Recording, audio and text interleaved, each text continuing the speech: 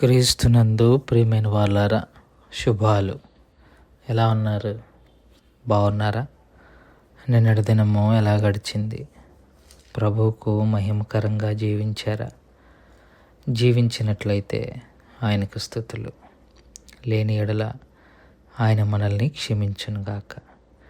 నేటి దిన ధ్యానాంశము మార్కు సువార్త 9వ అధ్యాయము 42వ వచనం. మార్కు సువార్త 9వ అధ్యాయము 42వ వచనం. నా యందు విశ్వాసముంచు ఈ చిన్నవారిలో నాకని అభ్యంతరపరచువాడెవడో వాడు మెడకు పెద్ద తిరగటి రాయి కట్టబడి సముద్రంలో పడవేయబడుట వానికి మేలు. దేవుని వాక్యాన్ని మన వినికిడిలో దీవించి ఆశీర్వదించుగాక. చదవబడిన లేఖన భాగంలో యేసుక్రీస్తు ప్రభువారు చిన్నవారు అన్నాడు. చిన్నవారు అంటే ఇన్ ద సెన్స్ చిన్నపిల్లలని కాదు, కానీ విశ్వాసంలో అప్పుడే ఎదుగుతున్నవారు అని మనం దాన్ని అర్థం చేసుకోవచ్చు.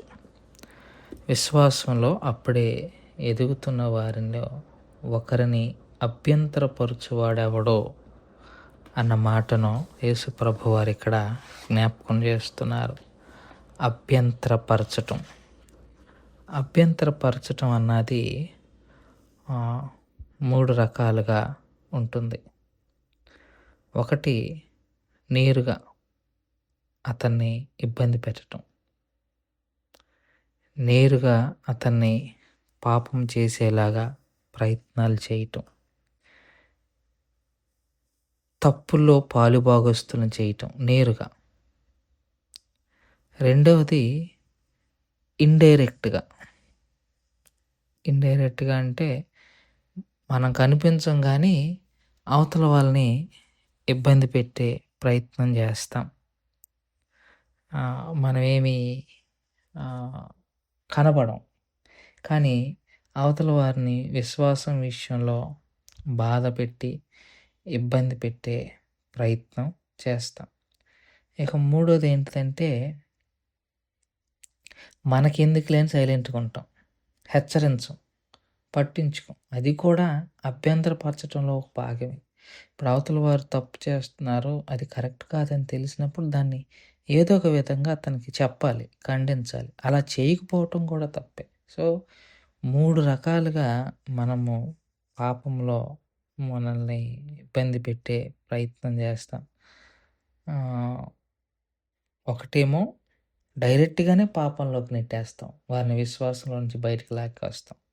రెండోసారి ఇండైరెక్ట్గా మనం కనపడం కానీ వారిని ఏదో రకంగా పాపంలో పడేలా చేస్తాం. మూడోది ఏంటంటే తప్పు చేస్తున్నాడని తెలిసి కూడా దాన్ని సరిచేయకుండా వాళ్ళని ఆ పని చేసేలాగా ప్రోత్సహించడం, కానీ ఆ తప్పులో మనం కూడా పాలుభాగస్తులు అయినట్టే, వారికి సరిగ్గా చెప్పలేకపోవటం కూడా.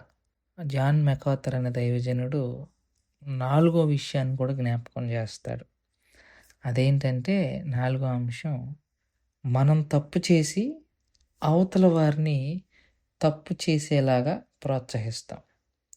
అంటే మనల్ని చూసి ఇన్ఫ్లుయెన్స్ అయ్యేలాగా మన తప్పులు ఉంటాయి.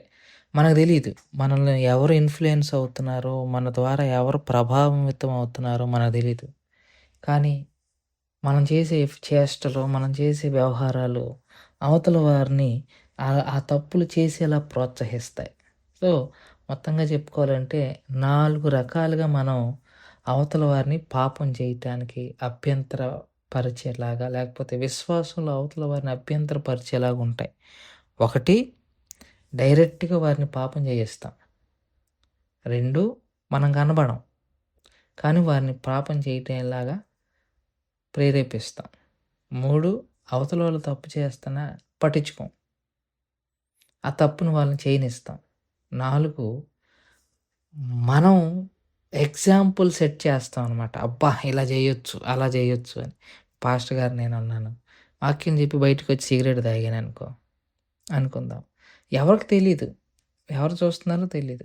ఎవరో పిల్లోడు చూసాడు, ఆ పాస్టర్ గారే చేయిందా లేనిది నేను చేయకపోనా అని దాన్ని ఒక ఎగ్జాంపుల్గా తీసుకొని ఆ పని జేస్తారు. ఎట్లా యేసుప్రభు అన్నారు, ఎవరైనా ఈ చిన్నవార్లు అనగా విశ్వాసంలో వచ్చిన వారిని ఆ విశ్వాసంలో అభ్యంతరపడితే వారినేం జేయమంటున్నాడంట, మెడకి తిరగట్రాయి బెట్టుకొని చచ్చిపోవటం బెస్ట్.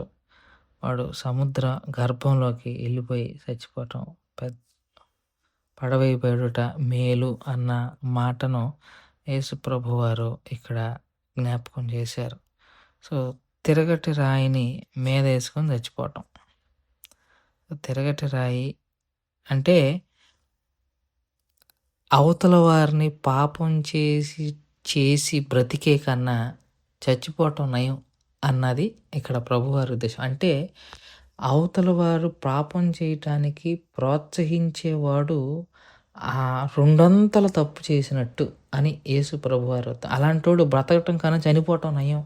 ఎందుకంటే వాడి తీర్పు భయంకరంగా ఉంటది అన్నది ఆ అర్థంలో ప్రభు వచ్చేలాగా మాట్లాడారు. సో, ఎవరిని కూడా మనము పాపం చేయటానికి, విశ్వాసంలో నుంచి భ్రష్టత్వంలోనికి నడిపించకూడదండి.